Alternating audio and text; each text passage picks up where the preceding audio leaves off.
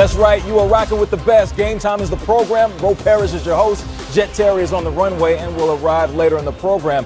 You are merely 4 days from witnessing the NBA Finals. So over the next 30 minutes, we will proceed to give you what you need on all things pertaining to We the North and strength in numbers. Warriors insider Mark Medina has the latest on the Dubs, including an update on their 2 injured All-Stars. And we check in with the biggest Raptors superfan who is always courtside. Now, just in case you didn't know, Kevin Durant is officially listed as out for Game 1 of the NBA Finals. He's been out since the second round where they played Houston, and he has not returned, so officially listed as out. Steve Kerr spoke earlier about Easy Money Sniper and also gave us an update on Boogie. If this were the regular season, this would be simple. Put him back in the starting lineup and give him his minutes and let him work his way back in and find his rhythm, and it'd be an easy one. But we're going into Game 1 of the Finals, so he's scrimmaged twice. He's working on his conditioning. The good news is his body feels good, his quad feels good, but he's working his way back into shape and into rhythm.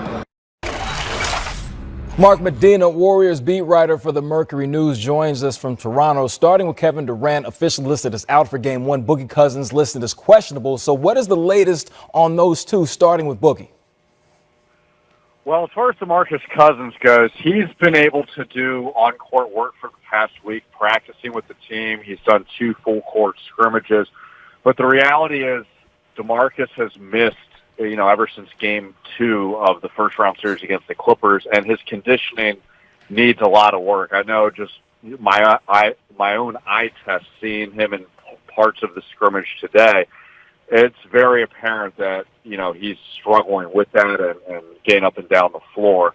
So I think the Warriors are just cognizant that unlike how it was in the regular season when he was coming back from the Achilles tendon, it's not one of those things that they can just gradually throw him in there and increase his workload. This is the NBA Finals we're talking about. And so here I think the Warriors are trying to be fair to the idea that obviously DeMarcus is a proven all-star and he is their best center on the team, but they also want to go with just who's fully healthy and in rhythm. So I think what you're going to see with this rotation spot is just going to be very fluid.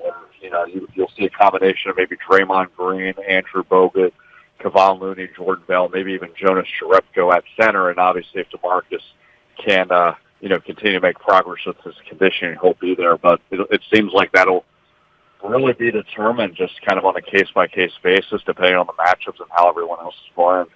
So KD calls Steph the system. Now, you dug deep in your piece that's pinned on Twitter. So Steph's leadership through it all, the situation between Draymond and KD being the smoother over for that situation, welcoming Boogie in. Kerr even compares him to Tim Duncan. Speak a little bit on his leadership so far this season. Yeah, it's a really interesting question because I think, his value for the Warriors is obviously pretty well established. Like, he was one of the best shooters of all time, and he has all those qualities that you outlined that make him a good leader. But I in that piece that you're referencing, Draymond Green was saying, well, he's done all the things that we're familiar with, but there's been a lot of extra stuff this year, and one of the extra things involves Draymond and the argument that he had with Kevin Durant. And after that, Steph was very instrumental in getting the two guys to coexist, even though that they, mended fences by having some private conversations. He was the guy that kind of helped bridge the gap where, he talked with them individually, he talked with the front office and the coaching staff, and it was a real feeling that, that example kind of epitomized how he tries to, bring a lot of stability to the organization because he doesn't politic or pick favorites or anything. He's really about trying to establish purity of what's best for the team and making everyone feel empowered. So I think that you could argue that as impressive as he is as a scorer and a shooter, he's a lot more valuable for what he's done with just bringing everyone together. Well, thank you for bringing it all together as far as things go for the Warriors. That is Mark D. Medina on social media. Make sure you follow him. We'll talk to you soon. Hey, thanks so much for having me. So, Steph Curry has been balling out of control. You see the numbers on the screen. Once again, video game-like. We've seen that in the past in the playoffs. This is all without Kevin Durant in the lineup. The field goal percentage, three-point percentage is just absolutely ridiculous. And now, someone who knows all about playing well on the biggest stage, whether it be in college or the pro game, 2011 world champion Jason the Jet Terry joins the show. Glad to see you. As always, we've got to talk this ball. Golden State figuring it out, playing without KD. And a lot of it's been Steph and Draymond working together with the two-man game. Speak on it. Yeah, no doubt about it. When they first assembled this team, this is how they were constructed. Steph Curry on the ball, off the ball, but putting him in actions with Draymond, whether it was high screen and rolls or Draymond facilitating in transition. As you can see here, you got Steph Curry with the ball, probing, doesn't find what he likes. He'll probe again, kicks it out. Now it's constant movement, player movement, ball movement. Draymond moved the ball, set a screen. Curry denied, backdoor out the corner, not open, keeps moving, comes off another screen, pump fake, draws, and he looks at the bench. Now what I like here is Draymond is in the quarterback position, right here at the high post area. You have, again, top lock denied, backdoor, great chemistry between Draymond and Curry. Late game situation, late in the fourth quarter. Put Draymond in an action screening on Steph Curry. Ball screen happens. Steph Curry engages two, finds Draymond at the rim for an easy bucket. So watching this right here has just been amazing. We're going to be able to see that again as they take on Toronto in the NBA Finals. Looking forward to seeing these two teams match up. But we got more, especially on that Toronto team. That is the third-time all-time leading scorer in Raptors playoff history. Can he deliver a trophy? We hear from the Raptors' #1 superfan, and it might not be who you think it is. Stick around. More Game Time. The Raptors advancing to the finals, and you know, everybody's been talking about Drake, and shouts out to Muhammad who put this tweet out here. When you think of the Raptors, you think about this guy on the screen being the biggest fan, but he's not. In Toronto, they love Drake, but there's someone else who symbolizes everything about Toronto and Canada. So, without further ado, this man that we're about to show on your screen has attended every Raptors game since 1995. He's never missed a Raptors home game in 20-plus seasons. So let's welcome, for your viewing pleasure, Nav Bhatia, a.k.a. Superfan Nav. So there are so many pro sports in Toronto. You have baseball, you have the CFL. What made you want to go and attend the Raptors games? Well, first of all, let me tell you, basketball, I started watching it when I came to this country. I started watching on TV. We didn't have any team. I used to start watching Michael Jordan and Dr. J, and all the other like Magic and Kareem Abdul-Jabbar, all those players. And the game seemed to me very interesting because the country I come from, India, we have cricket and soccer and football. So when I came there, when Raptors arrived in 95, I decided to buy 2 tickets. And I said, I'm going to try out this game. I didn't have any other hobby, like I don't fish, I don't go fishing, I don't ski, I don't boat, I don't do all those things. So I used to work 18, 19 hours a day here as a new immigrant. So I decided that I'm going to buy 2 tickets. I could only afford 2 at the time. Now I got 15 tickets, 6 court sides and the rest in the arena. But at that time, I could only afford 2. And you know, the very first game I came, I got addicted to this game. This is and I can say now with authority, this is the best game on planet. Most interesting. You go there for 48 minutes. You are in a different zone. You know, I forget about everything. This is my stress reliever. This is my everything I wanted in an entertainment. So this game gave me all those things as a car dealer. I love being there for 2.5 hours and talk to the ballers. I go before the game for the warm-ups and all that. And I talk a little bit to the players, opposing team coaches and everything. And then when the game starts, I'm all focused on my team, Raptors. And you know what? I want to emphasize the game. This game is the most entertaining game on planet. Nav, it's your boy Jason the Jet Terry. How you doing? I'm doing good. Yeah, I know. Hey, I know you are. After 20 years, you guys are finally going to the championship. Hey, congratulations. I want to tell you, man, I just appreciate your dedication and your support, not only for the Raptors, but for all of us. Like you said, your pregame, you're out there on the court, you're high-fiving, you're sharing jokes with us, man. I appreciate you from the bottom of my heart. Let me ask you a question. Now, you know there's another super fan, right? He ain't been around 20 years as long as you, but Drake. Have you ever have you ever imagined you going up to one of the coaches and giving them a little massage on the sidelines like Drake? No, I won't do that during the game. But you know what? Drake is Drake. He's our national identity. And he has done so much for the game of basketball, for the city, for the Raptors. And he can do. If the coach doesn't mind it, it's okay. He's not doing to the opposing coach. He's doing to his own coach. And if the coach allows him, it's okay, Jason. So we all know that Toronto is a melting pot and the team is a reflection of the city. So describe what it feels like for you to be welcomed in to that type of city and that type of environment, the love that Toronto has showed you being the super fan. Well, I tell you one thing. I was in 1999. I got my first game in 95 from the beginning when the NBA came to Toronto as the Toronto Raptors. But in 98-99 season, Isaiah Thomas, the Hall of Famer, he called me one day and said, now I want you to come to the center. He called me, invited me to the center court, gave me a jersey, purple jersey with dinosaur saying Super Fan 1. And that day I became the face of the Raptors. And still, since then, I've been getting a lot of love from everywhere. And I also want to say something which is very important. When I first started watching basketball in Canada in 95, there were hardly 30 brown people and only one good-looking guy with a turban there. But now, when you come to game, Jason, you see we have 3,500 people who are watching basketball from our community and our season holder there. And you see a lot of good-looking guys with turban also.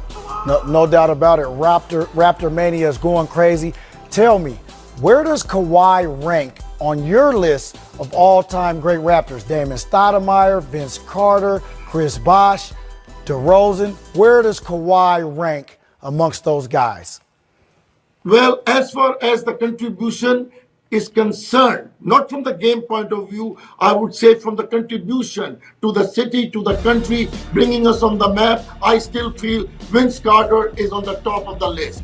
Because not because what Vince did on the court, that all his dunks and all that, but what he did off the court, like after the season was over, he's the only player I know who would stay there in Toronto for 1 week and bring 600 kids to the camp and spend his energy and love on those kids. And that's the reason we did that in 2001, 2002. We did that while he was here. And that's the reason that this year we had 13 Canadians who were playing in NBA, including Jamal Murray, Tristan Thompson, and all those guys, Wiggins and all those. And I believe that's the thing what Vince has done. So the seed was put in by Vince Carter, and now it's growing on that. Now, if you see from the point of view of reaching to the NBA Finals, it will be said that Kawhi has done it. Kawhi is more known. But I think it's not just Kawhi. It's the team also. It's team, complete team. It's not a one-man sport. If it was the case, LeBron would have won a championship in Cleveland year after year after year. And Nowitzki would have won championship in Dallas year after year after year. So I believe, yes, Kawhi is one of the three most NBA biggest players. But his contribution to the Raptors so far is only this last few months. And so there are two different things. No doubt about it. Which are happening here. Well, you know what? You once sold 127 cars in 90 days. You're just selling us on the Raptors right now. I'm almost convinced that they might win the championship. Nav, thanks for joining us. Hey, thank you very much. And go Raptors, go. And I tell you, we are going to get them in 7 series, even though Jason is telling me other stuff. But we are going to win this thing in 7 series. And go Raptors, go. And we the North. There it is. Now, Golden State Warriors. The Warriors have already won 3 titles and have a chance to secure a 4th. That would place them in rare air amongst the greatest teams ever to play. You see the 60 Celtics, who won 9 championships, the Lakers of the 80s, Showtime, of course, Mike and Scotty with the Bulls, and then Shaq and Kobe in the 2000s. So, Jet Terry, when you look at all these outstanding franchises, what is the pecking order, in your personal opinion, of the greatest teams? And let's just go ahead and assume that Golden State does secure that 4th championship. Well, Golden State will come in towards the tail end of all those great teams. Maybe put them ahead of the Minneapolis Lakers, right? But the Boston Celtics, come on now. Bill Russell and what he accomplished in that period of time, truly amazing. Then you had the great Lakers of the 80s. That core group stayed together and sustained their excellence almost for a decade. That is incredible. It is. Then you look at the Lakers, right? You go delve deep into the Lakers, and you got to look at, they had 2 different eras. Shaq and Kobe, and then just Kobe by himself winning back-to-back titles. But I would put them in the top 4.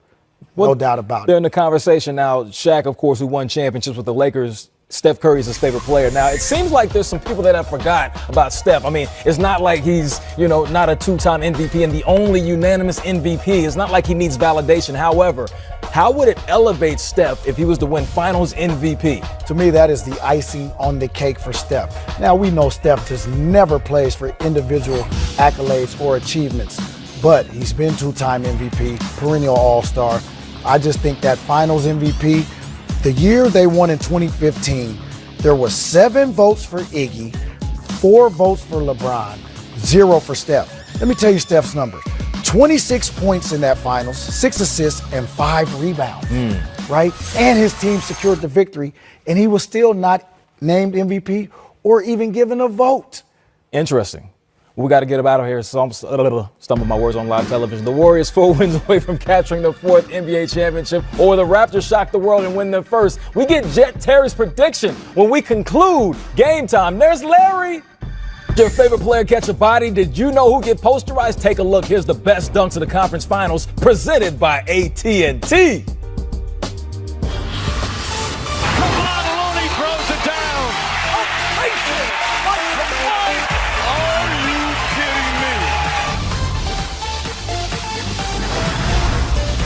Portland's first points in almost 3.5 minutes. Draymond Green throws it up. Kevon Looney throws it down. What a game. Putting his teammates in position to be effective. The score. Not able to hit. Oh, it's got it. The Rob putting it down. Are you kidding me? Giannis Antetokounmpo. Got us behind him, just let it shoot. The steal by Lowry and the exclamation point here. Ooh, right there. The posters right there. So, Jet, that was awesome, by the way. But what is your prediction for the NBA Finals? We need to know. The people are waiting anxiously. Well, obviously, it depends on health. But I got the Golden State Warriors in 5. Kawhi Leonard's good to get him 1 game. 1 game, but that's okay. All right. Going to be interesting to see that. By the way, Steph Curry, we've been talking a lot about him on this show. He is 15-2 all time against the Raptors and averaged 28 points a game whenever he plays them. But does KD play? That's going to be what we can't wait to see. Finals MVP, Steph Curry. Oh, you're calling it. You're calling your shot. Gets it done. He's hot right now. Of course, he's hot, and we're going to stay hot. And the coverage of the finals continues right here on NBA TV. All the pre- and post-game sound, everything we have you completely covered. Don't ever leave us, but we got to leave you. It's Ro Parrish, Jet Terry. We're out of here.